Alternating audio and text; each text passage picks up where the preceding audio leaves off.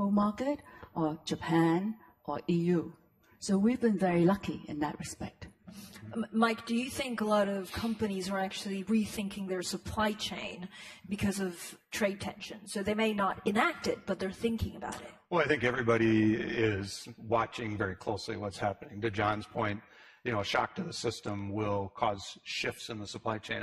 For us in 3M, we have a model that's unique to us. We innovate with our customers around the world, and as a result of that innovation, for those unique customers, we bring the supply chain close. We want to have our supply chain, our manufacturing operations close to our customers. So we have more than 250 manufacturing facilities around the world, local for our customers locally. So we have a supply chain that is flexible to a degree. If you get to a bigger shock where the supply chain shifts dramatically, the capacity might not be there to supply, especially if where goods are produced changes dramatically. And we provide solutions into healthcare businesses. We provide solutions into automotive industry, into electronics.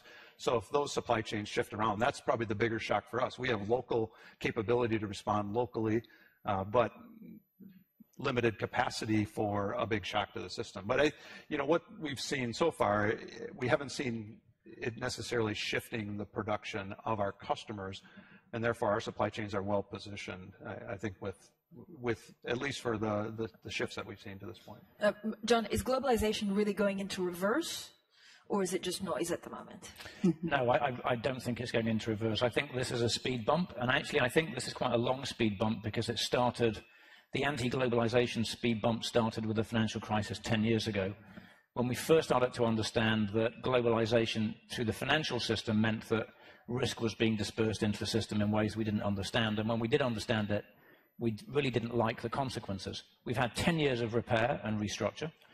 And now we're kind of transitioning into the next chapter of that conversation, which is the real economy impact. And it's manifests itself through trade and trade tensions.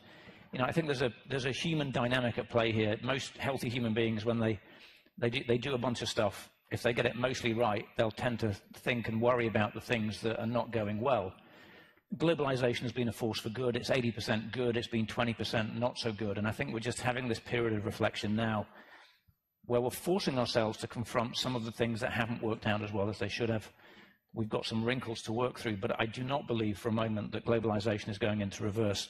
One observation just to put out there, it's curious to me that when people go into voting booths, they are voting to harden national boundaries and to erect barriers. But the way that they live their lives, the way that they consume goods, the way they interact socially is completely the opposite to that. They want to be connected. Now, we're in 66 countries. We exist to connect customers to opportunities. And the demand for the international aspect of what we do continues to grow. And I can't explain it, but it's the political behavior versus the social and the commercial behavior diametrically opposed at the moment. So I think globalization for me is still very much a force for good and in good shape. And Marjorie, you were saying, of course, how your supply chain is reliant on China. Many of the world's supply chains go through China. Is there really an alternative? Yes. I think there are many alternatives. For example, we've been thinking about so there's a lot of technological changes. In the past, we rely a lot on economy of scale. That's why you have huge factories. And then we ship to, let's say, the US. But as the technology changes, fabric mills are becoming smaller and smaller, so they can be attached to a sewing operation. A sewing operation, now we were talking a lot earlier today about automation. I'd like to come back to that, but theoretically, I'd like to put the sewing operation as close to the consumer as possible to reduce the error of what order to make. Yeah. So, but the problem there is, it's not the technology. It's the interface between the worker and the technology. Robots are cheap to buy, but to have a generation of managers and technicians who are able to leverage on technology. That takes time.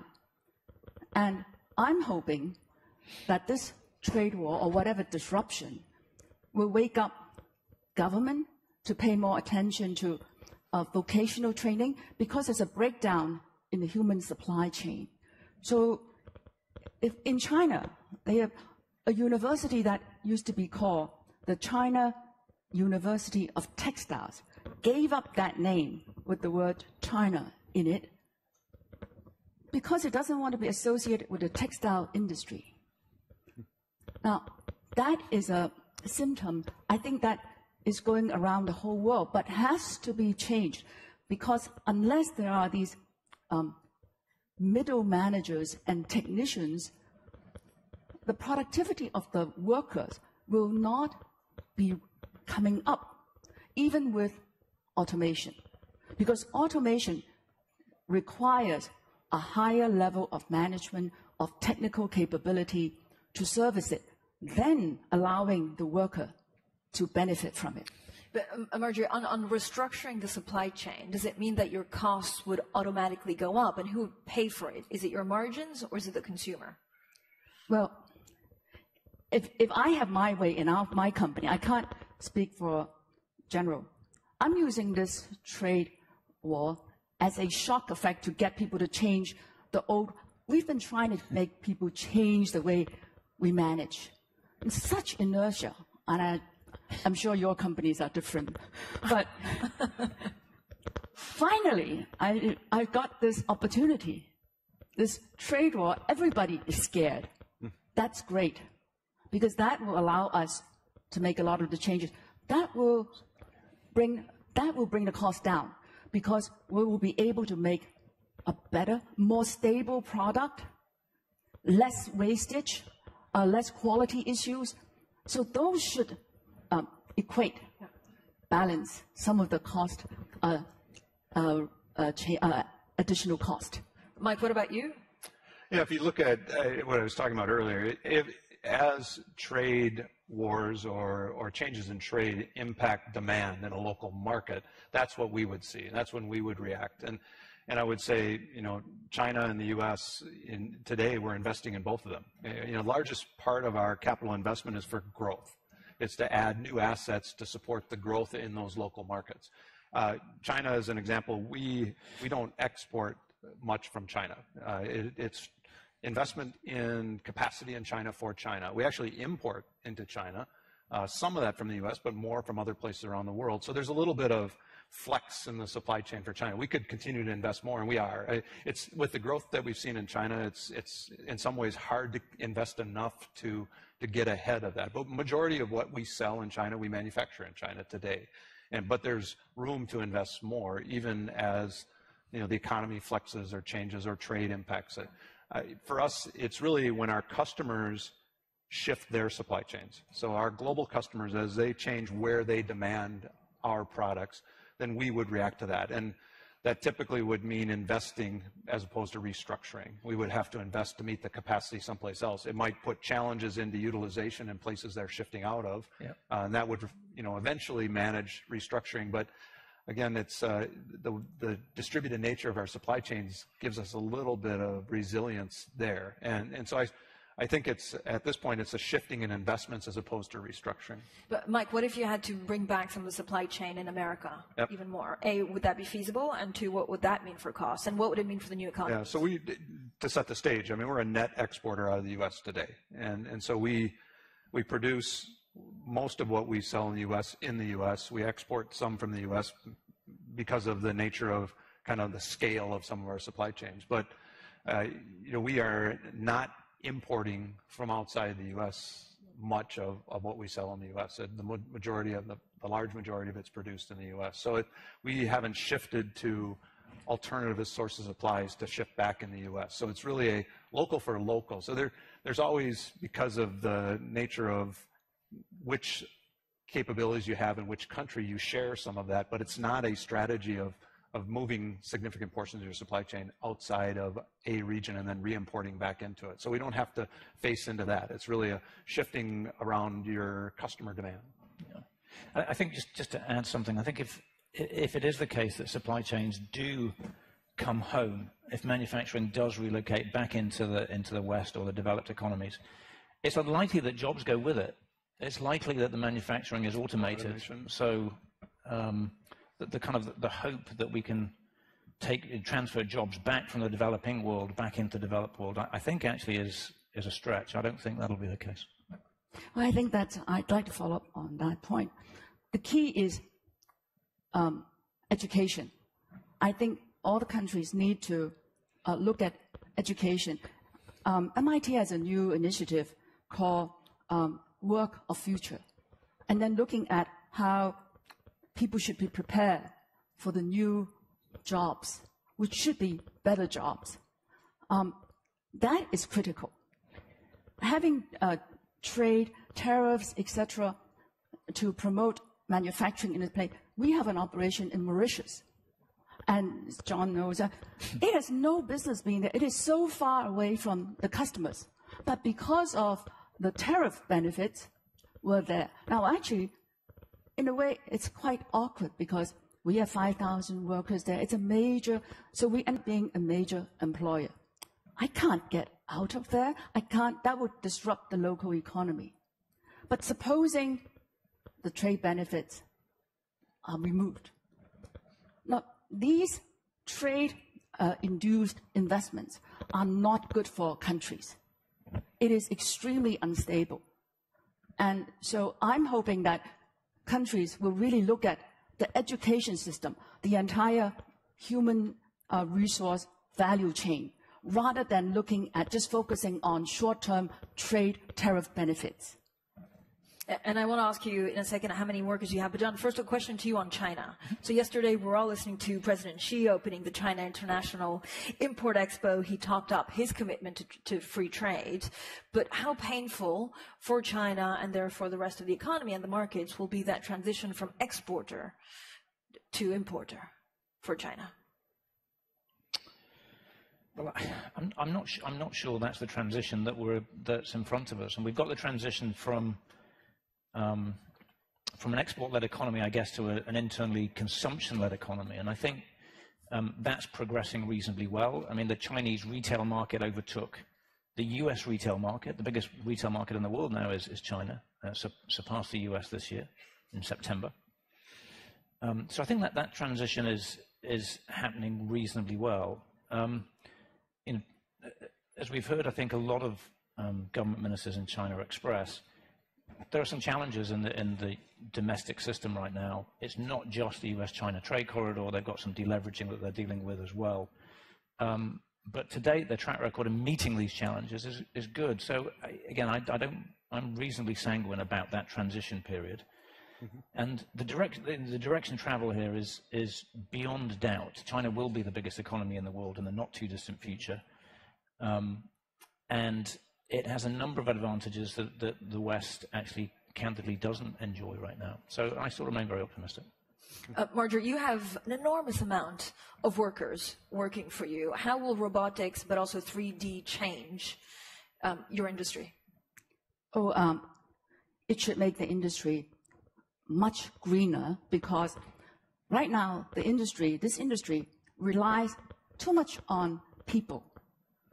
So we have a lot of processes that are unstable.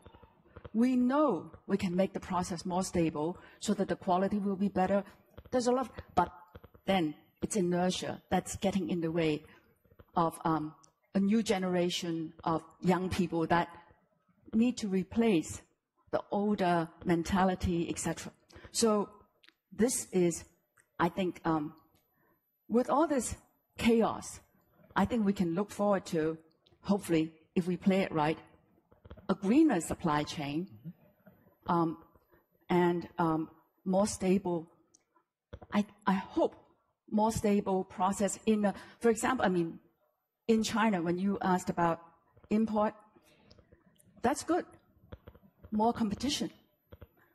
The one problem, I just came from Beijing, from Sustainability Development Advisory under the State Council. The big concern there is consumption is much more difficult to maintain green. Because once everything is distributed, it's very difficult to, say, recycle. Polybag that people take home is very difficult to bring back. The packaging that's happening right now, a lot of new challenges.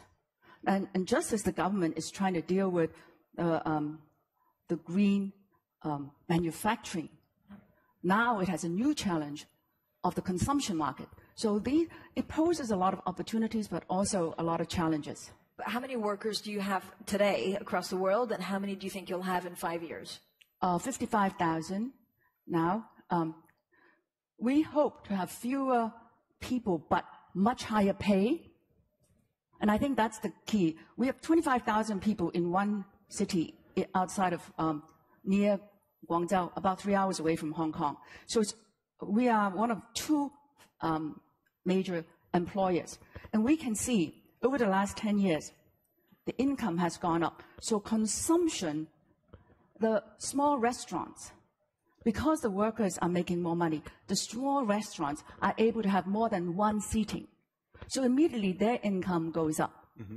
I can now get manicures. We started off with only McDonald's. Oh, no, McDonald's wouldn't come, so only Kentucky Fried came because they said you don't have the consumption capability. Now we have a McDonald's, and Starbucks is almost there. So you can see, I think, at least for China, so long as the income of the workforce, the employment, the quality of the employment goes up and the pay goes up, that's the key. I don't think it's exactly the number of people we employ in manufacturing. It spills out and affects, the multiply effect is very important. Mike, how is robotics and 3D changing your company and your industry? You know, it's one of those disruptive technologies that is really important to a manufacturer. It enables you to improve your quality, become more efficient. You know, if you look at our manufacturing operations, about a third of our intellectual property is in manufacturing, in process technology, trade secrets often, and this is, you know, so it's part of our DNA to continually look to innovate manufacturing. So disruptive technologies, 3D printing, robotics, broad range of automation, those technologies are enabling us to do things that we weren't able to do before, reach performance and quality levels, you know, even new heights that we can take them to. And so there's also an efficiency gain. So it impacts a given operation. You might have fewer workers in a given operation. But that's been a journey, I would say, for us, you know, over generations. We've automated and changed our production capacity or capabilities to where it's become less people intensive. But at the same time, the number of people we have in manufacturing operations around the world has been remarkably stable, slightly increasing, partly because of that growth. We're investing in capacity around the world to meet growth. So as you grow, we're growing jobs, not at the same rate we grow maybe our sales, but still growing jobs and using technology to really innovate in our manufacturing. But so to Marjorie's point, does a trade war, trade tensions actually just, you know, accelerate the shakeout of the supply chains? Well, I think as you think about responding to what we were talking about earlier, that you'd have a shift in your supply chain, a shift in demand, you can certainly use technology to extend your capacity. And that's been one of the things that has been beneficial. You don't have to invest in entirely new manufacturing operations. You know, we've been a company that's been focused on process improvement. So for a couple of decades, we've used Lean Six Sigma to extend the capacity of our operations. Now technology is the lead disruptor there. You can extend the capacity of your current operations. That can be helpful, and it's probably will accelerate our investment. As we came into this year, we actually increased our investment in disruptive technology because we saw that opportunity. It wasn't responding to trade wars, it was responding to a higher return for adding capacity. Yeah, I have to defend technology. There's a lot of people only talk about the threat of technology, but in our case, we see de-skill. So a lot of the automation helps the worker. One very simple example, you know, in the garment industry, they used to have written instructions. These are people who are not that literate.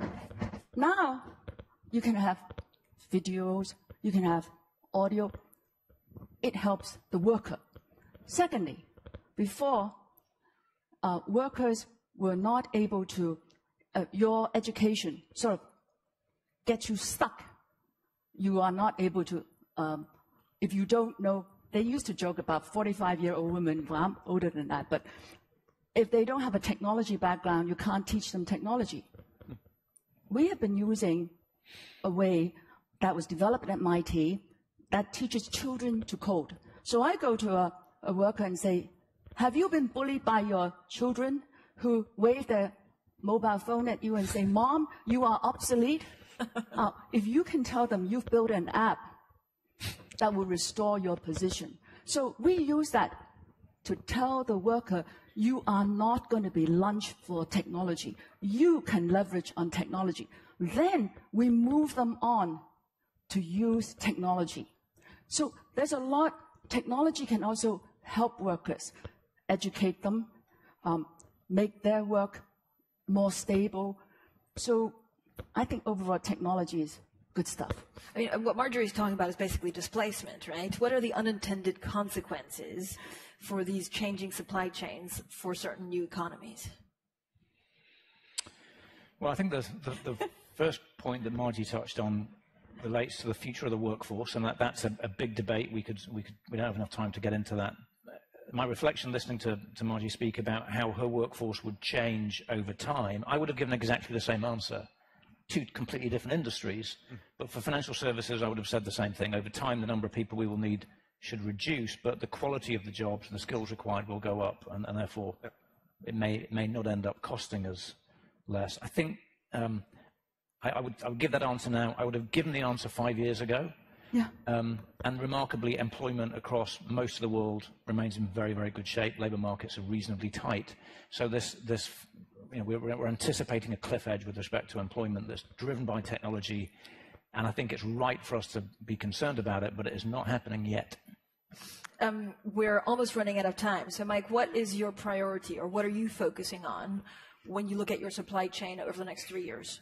Well, I would say the big change is disruptive technology. It's really an enabler of new capabilities that you can bring to the market. So I think it's where do you find it, in-house?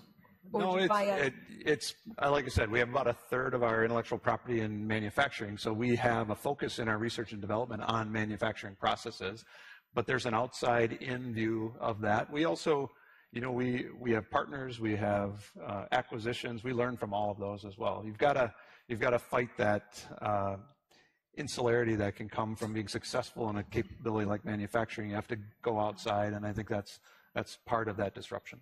Marjorie, what about you? What's your main focus for your supply chain in the next 3 years? Learn to manage better, because in order to use more and more technology, we've got to strengthen our own ability to manage better. At the end of the day, that's even more important than technology. Thank you so much for a great panel. Thank you.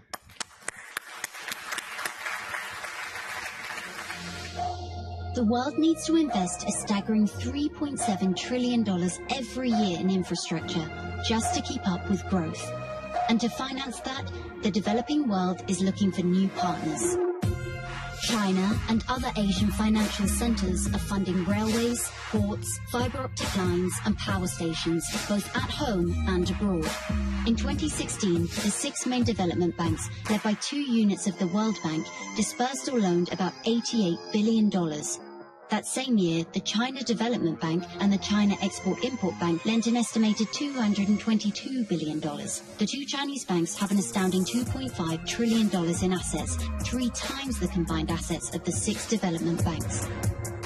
As global development funding moves to Asia, how do the old and new banks cooperate to meet the growing needs of the new economy?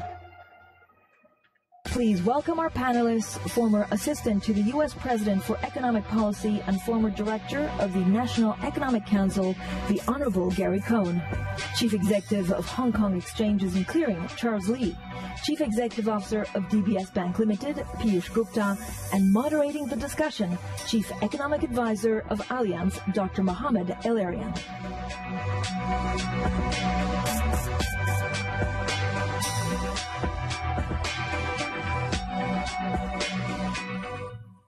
So good afternoon, everybody. We are here to talk about financing the new economy. And we have a great panel that may not be diverse gender-wise, unfortunately, but it is very much diverse in terms of experience, expertise, and background. A few words about each of them. Piyush is the CEO of DBS, Southeast Asia's largest bank. He's known for his considerable expertise and efforts in bringing technological innovation to banking. He spent 27 years at Citi, and he practices what he preaches in terms of digitalization. Next to him is Charles Lee, not from Citi, but from JP Morgan, where he spent a considerable amount of time. A lot of you know him as the CEO of HKEX, but he has become the de facto spokesperson for Hong Kong's financial center. And his involvement is both in the traditional financing tools and non-traditional financial tools. And finally, on my left is not Citibank, not JP Morgan, but Goldman.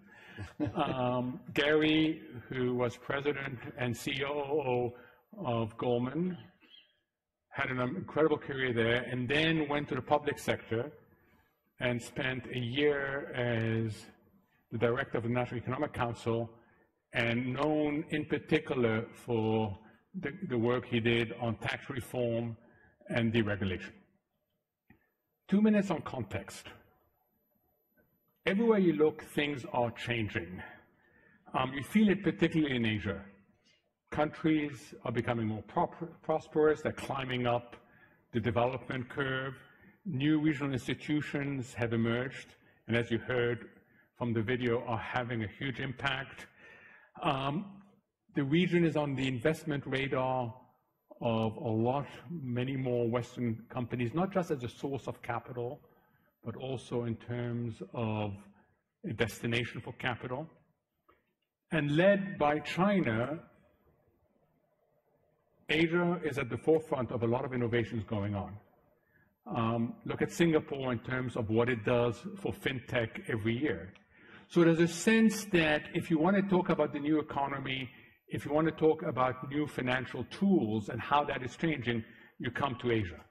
But you cannot be a good house in a challenged neighborhood.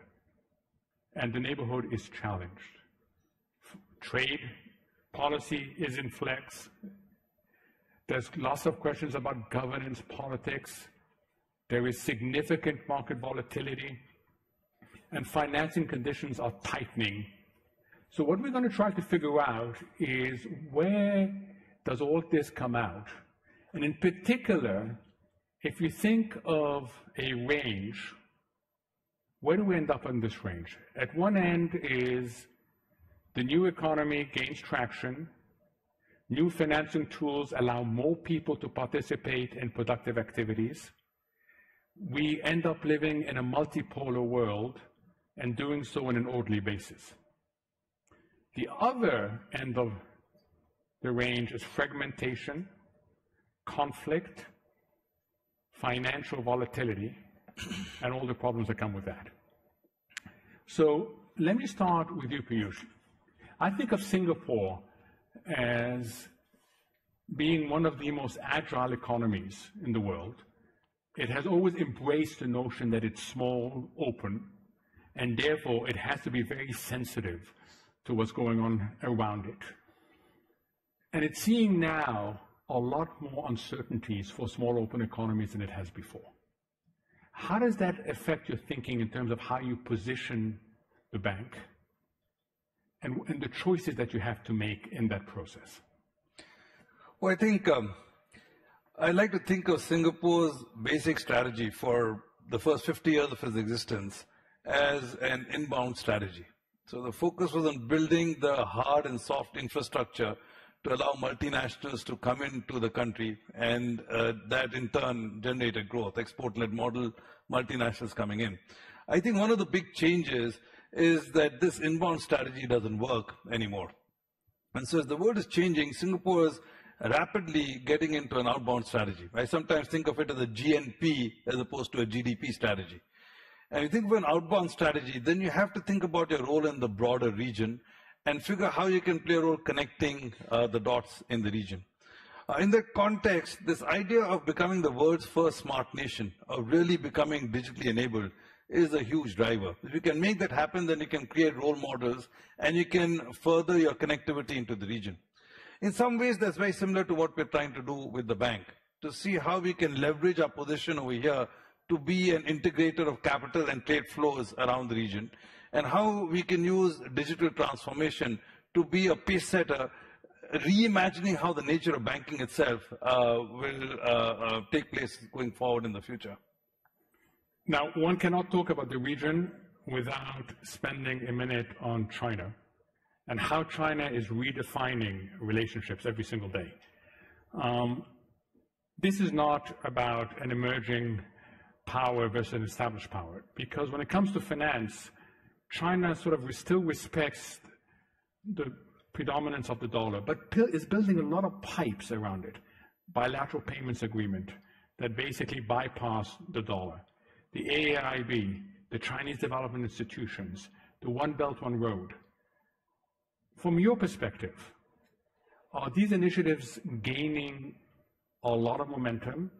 And is there enough commitment to them to see them through in a world that is becoming less hospitable to this sort of regionalization? Yeah, I think whatever you're saying that exhibit from China that is going out, like the few examples just mentioned, that is so tiny in the context of what the domestic market is really about.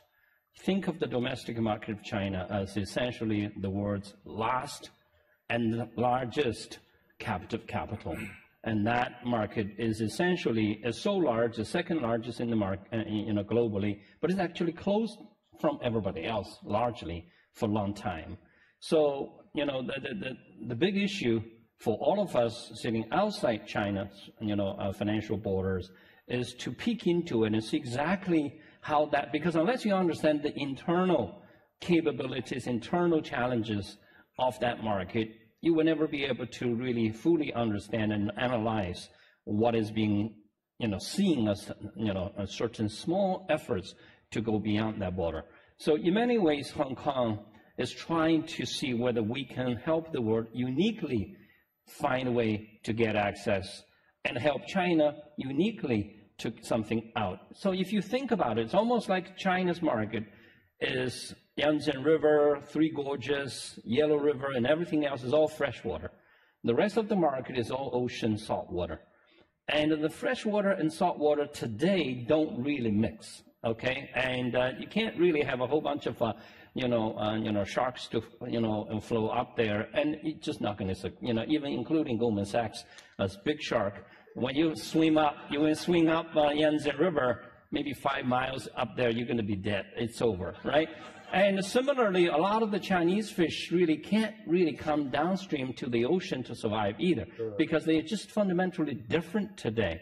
But there is an urgent need for the world and China to converge in that. So our idea is to find a way to see whether or not we can connect it through Hong Kong. We are like in this big delta area where the freshwater meet the saltwater, and we are chemically capable to do both, and we will help people to essentially interact, interchange, and hopefully that mixed water will be becoming bigger and bigger and bigger, eventually Three Gorges coming down the ocean, and over time it will mix. But I think right now is how to find a way for that mix to happen so that chemically China can change and the world can be benefited from that massive capital, and China can be transformed through the introduction of that international. So before we go to the big shock,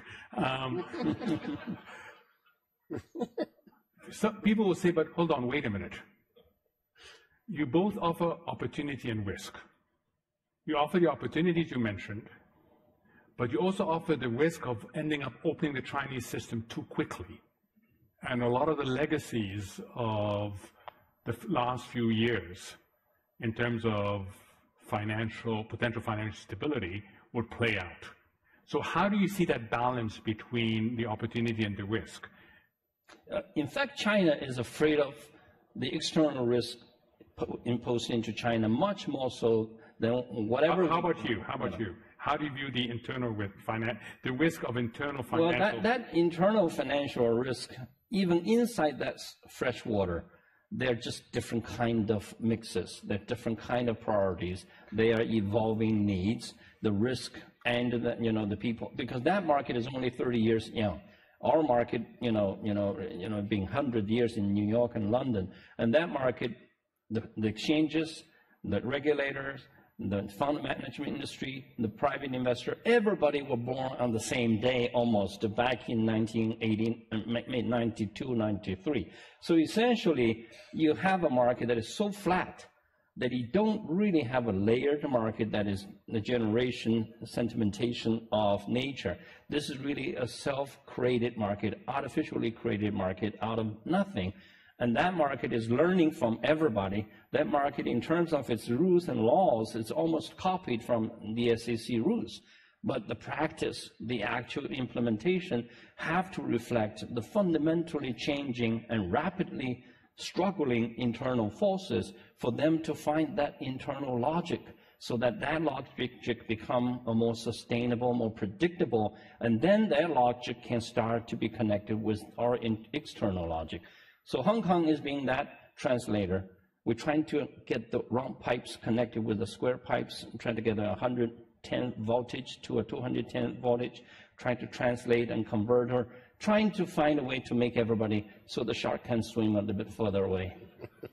So Gary, I must tell you, for reasons that I don't quite understand, I watched the Meg on the plane, which is about this, big shark. But, people, when they refer to a big shark these days, no longer refer to Goldman or the US. They refer to this notion that Asia can be self-sufficient in finance, that Asia need no longer worry about external capital, that there's so much capital in the region, if we just mobilize it properly and allocate it properly, okay, Asia can finance itself.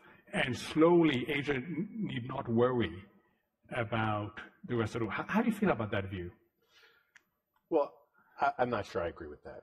When you look at the capital markets in the world today, and you look at what goes on around the world, the dollar is still the reserve currency of the world. We talk in dollar terms. When we had the introductory slide to this segment, we talked about the Asia market in terms of dollars, in terms of billions or trillions of dollars in balance sheet. I think for Asia to continue to grow, one of the big factors, as you've said, I don't know which analogy to go with. We'll go with, I guess, fresh water and salt water. Why not? We'll go to brackish water.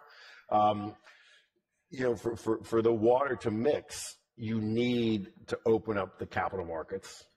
Asia needs to open up its capital markets. It needs to create open access for foreign investors, foreign direct investors. Needs to develop a yield curve, a really transparent yield curve. And you need to have a currency that everyone understands and freely floats in the world. And I think that is a key part, or one of the key ingredients that is missing. Yes, Asia can do a lot for itself, and China has done a lot for itself, and the government has thrown an enormous amount of capital into the system. But overall, that's the government's capital. And at some point, it just doesn't create the breadth and depth that you need to create to be a global powerhouse. So, Piyush, a lot of people would listen to Gary and say, oh, that's the old view, okay? And that's the old view that means that we should continue outsourcing our savings to the US.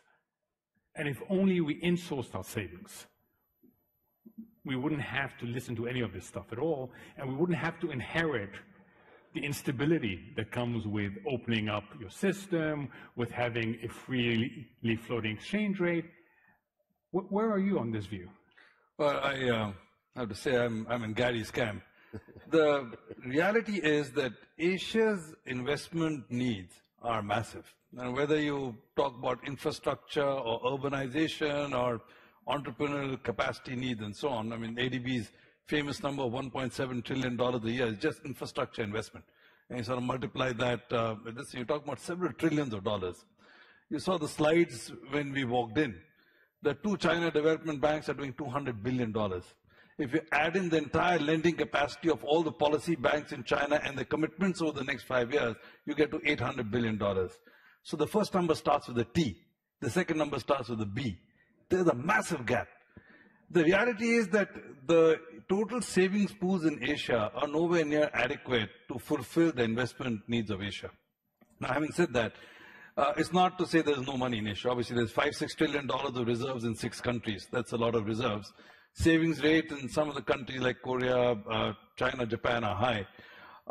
So there is a better job we can do intermediating our old capital. It's quite instructive. The IIF data showed about $1.2 trillion flows into Asia from the West.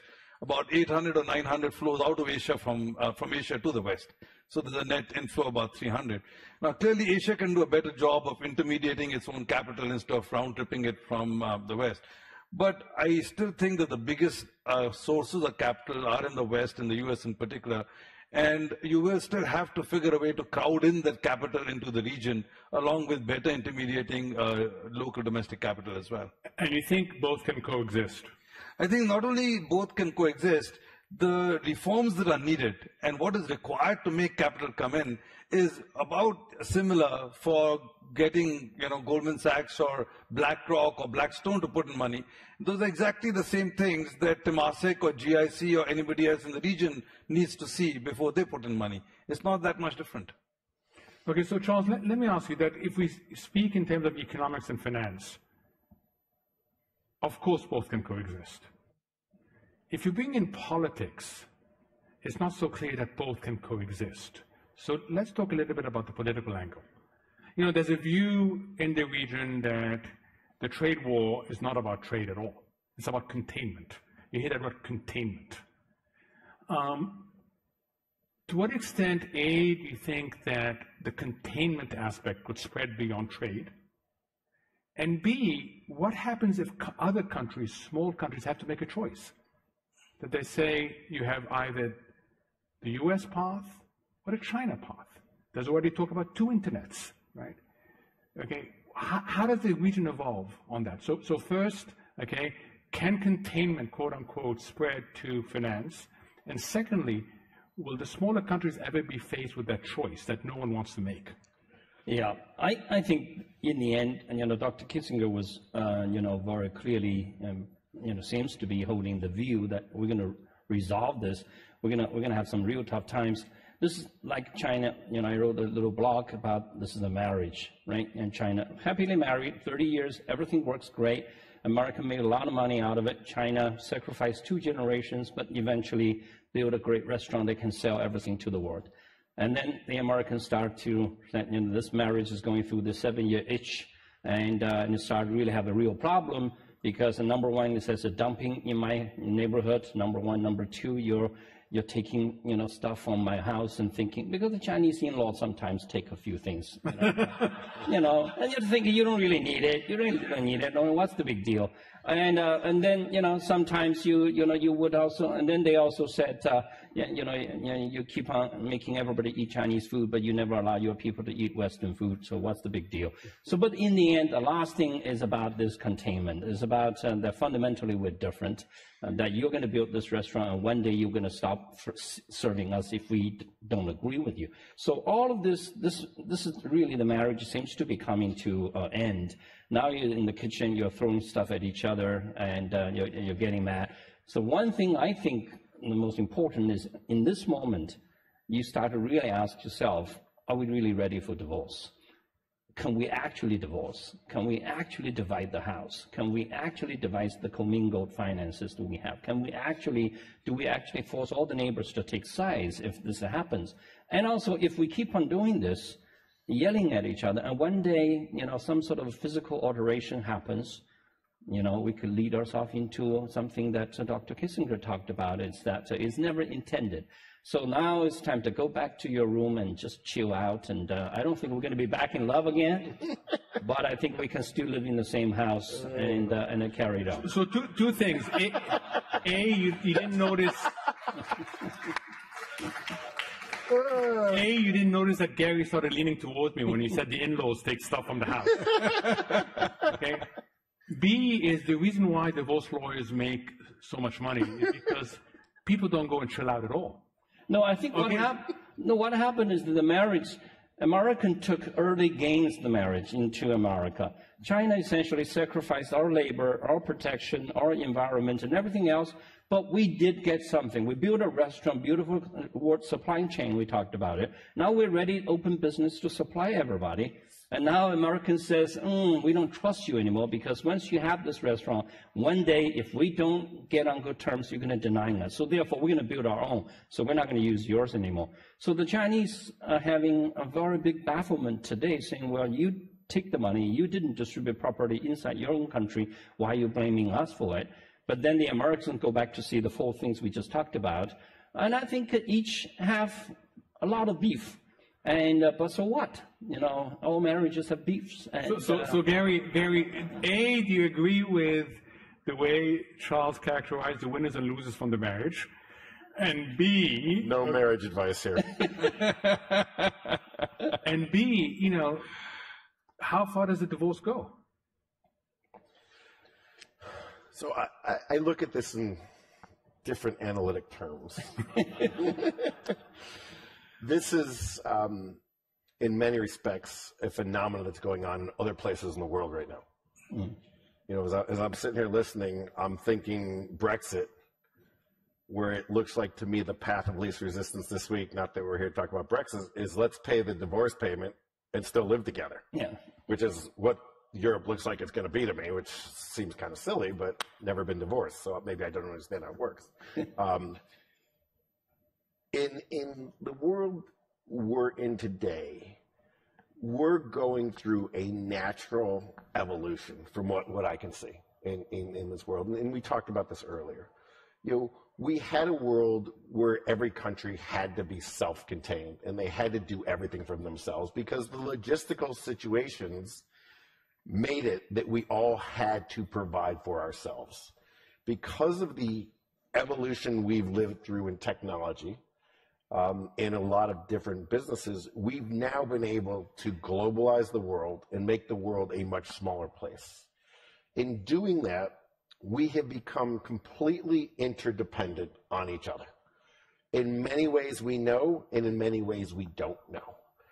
And I think we've woken up to the fact that we are interdependent on each other, and we don't love it as much as we thought. And we now find ourselves in places where how could we no longer be self-sufficient for some basic skills and basic needs that we have?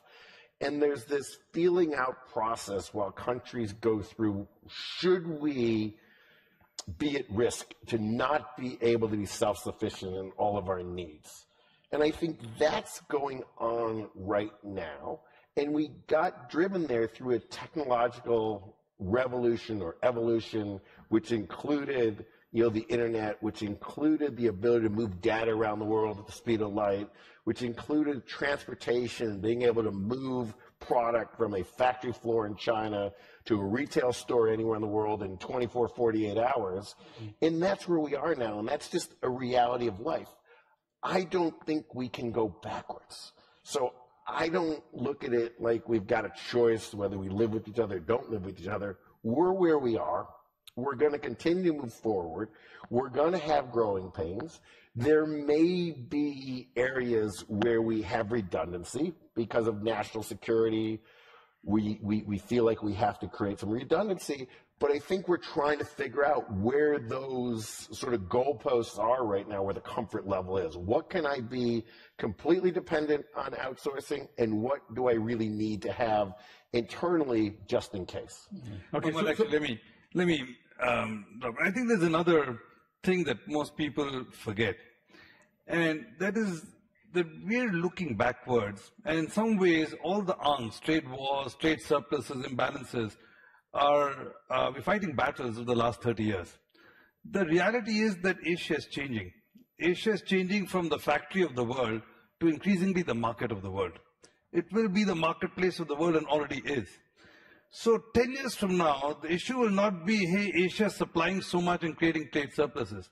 The issue will be, how do we maximize and capitalize on the demand, consumption, and growth of the billions of people in Asia? So the issue will be market access. But the challenges will be very different.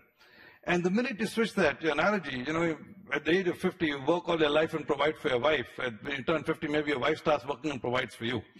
So you have a migration. But I do think in the future, the fundamental ballast that has held the US-China relation, which is a commercial ballast, that will continue to exist, except it will be Chinese, Asian, and East Asian demand for goods from around the world. I think that's going to be a really powerful. So we can go down that avenue, but we're not going to, because we have 9 minutes left. I want to go down a different avenue, which is the younger generation listening to you, all of us, would say, they're talking about divorce, they're talking about how they're going to split things up, they're going to talk about changes.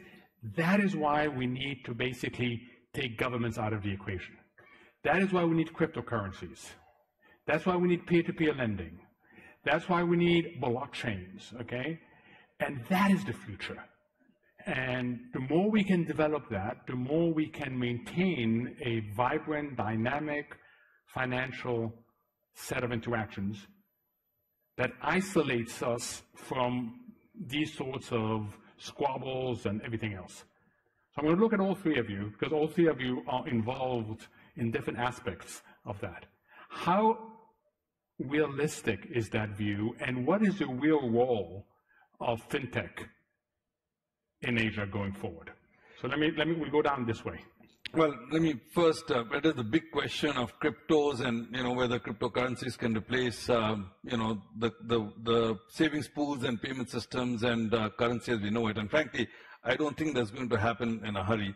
It's like the tail wagging the dog. I think till such time as you have nation states, you have national agendas, and you have national identities, I don't think any government will let crypto or any third currency hijack monetary policy or hijack state national policy. I think the minute it gets too big, they'll step in and put barriers on this thing. So the assumption that people or nation states will abdicate control over the economy is a national. Okay, but that's the easy answer. I wanted the more difficult answer is what role will it play? Right. So my thing is, I think cryptocurrency will play a limited role inside closed walls, blockchain. Say, in a casino, the chip matters. Outside the casino, the chip doesn't matter. So I think you'll find closed walls in which you'll be able to find alternative mediums of exchange, call them cryptocurrency. I think the bigger power of fintech in the short term is really financial inclusion. Around the world and in Asia, there are hundreds of millions of people whose savings pools have never been tapped because they're outside of the formal system. And that's beginning to change. When India launched the Jan Dhan program, 300 million accounts opened in 18 months, unfunded, but today there's $7 billion in those accounts. And with direct benefit transfers, that's a savings pool which was never tapped into. So I think fintech will change that. You will start finding larger pools of savings coming to the formal net, coming to the formal system, and that will be a driver. I think it will take inefficiencies out of the system. So that will grease the wheels of finance more efficiently. I think that will be a driver. Improvement in whether it's investment returns or payments. I think all of that will help. But if you ask me, will cryptocurrency replace fiat currency anytime soon? Probably not. Charles? Well, I think cryptocurrency, I don't think in any country or a region where you have a central strong government, I don't think it has any real future in terms of being a currency. Africa, probably the only continent, if God leave anything for Africa to be great again, number one, maybe they use cryptocurrency simply because there's no way out. But blockchain, again, for anything in the financial services industry that requires, you already have trust and causes issue, I think is going to be on the incremental. I want to quickly focus on something else that we are seriously looking, is China could redefine the word global financial market. Essentially, we trade equity, fixed income, and commodity, highly refined data. But China today is the country that is completely digitalized. Every single behavior of every single consumer is digitalized in a massive pool of data that is essentially controlled by about a dozen companies. And that will allow China to be the first country, and we wanted to be the first exchange, to essentially find a different proxy of underlying of trading for financial market that is much closer to real economy, but it's a more standardized of the current data that is completely connected everybody else. China completely superseded, jump over the telephone age, fixed telephone age, and then we'll jump over credit card, we'll jump over the current fixed income and currency and equity, and probably will be the first place where a financial market, Wall Street, quant funds will be trading data or information that is much closer to real data, much far closer to real economy. So that's something hopefully in 5 years, if this forum still happens, hopefully by that time I will be still the CEO of the first exchange of data as an asset class. So I agree with both of my colleagues up here. Crypto is not where we're headed. Blockchain's where we're headed. And the idea of blockchain technology and the idea of having computing power in your personal devices and being able to provide banking services to the world, literally in your palm, it's not going to be in some new currency. It's going to be in a currency that we know, but we're literally going to open up banking services to the world, which is going to change savings rates, going to change spending rates, going to change consumption patterns dramatically. Many of the old line analog businesses that may be relatively new, 10, 20 years old, are going to change again. We are going to go through a second technological revolution, and blockchain is going to be the backbone of it. Okay, I'm going to end with something that I didn't alert you that I would do. It's something that I hate being asked as a panelist. So you'll not. Okay, you can start with Gary in that case. No. I'm going to start with you, and I'm going to go down the list. Hey, I'm the fill-in. Yeah, Mark Tucker. So we're going to play a relative value game, okay? What would you go long and what would you go short in the following thing? RMB versus dollar over the next 12 months. Dollar. Looking at you, Shanghai or the Dow? Shanghai or what? Shanghai index or the S&P 500? I don't care as long as everybody's trading. No. You got to help us here because Shanghai Dow. Okay. Alibaba or Amazon? Oh, that's a good one. Alibaba. Okay. With that, thank you all very much, and thank you for your attention. Thank you.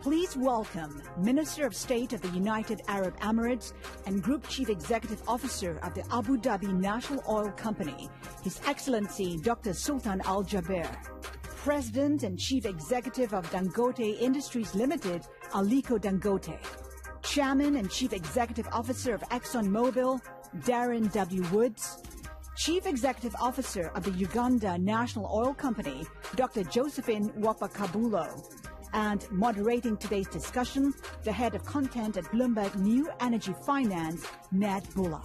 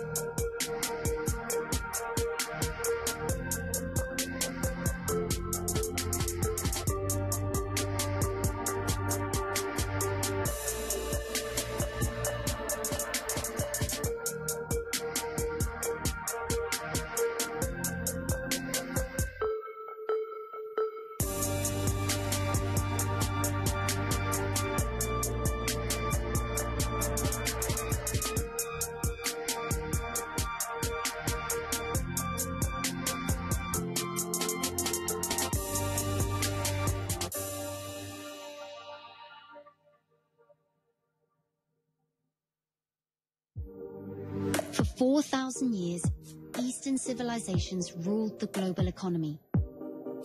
But then the Industrial Revolution set off a surge of globalization and upended the old order. For the next 2 centuries, the West was on top.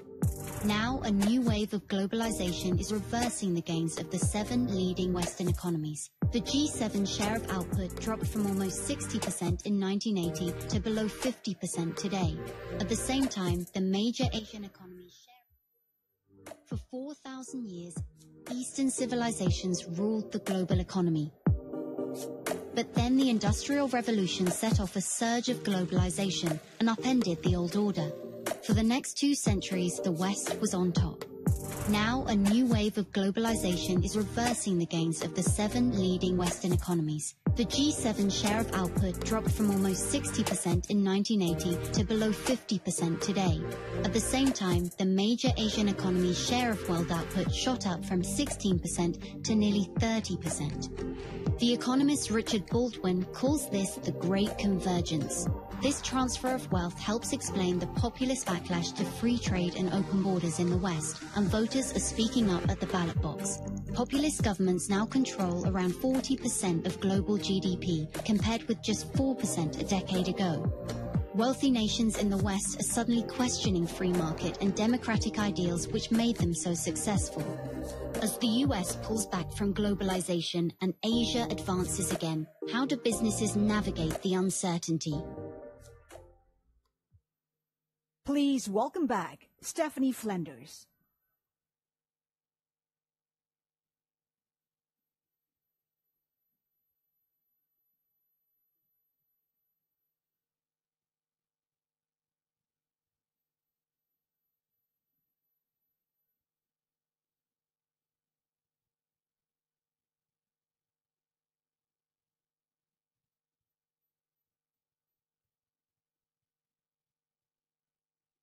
Please welcome back Stephanie Flenders.